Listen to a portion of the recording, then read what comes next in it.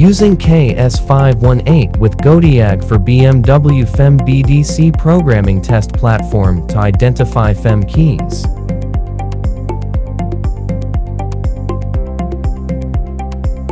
First, use the OBD cable to connect the tablet. Godiag for BMW FEM BDC programming test platform.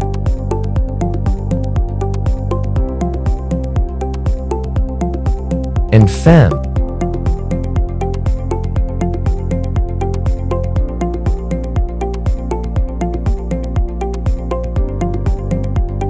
Finally, turn on the power. On the main interface of the tablet, select IMMO and Remote, BMU. Select for type, FEM BDC. Red key data.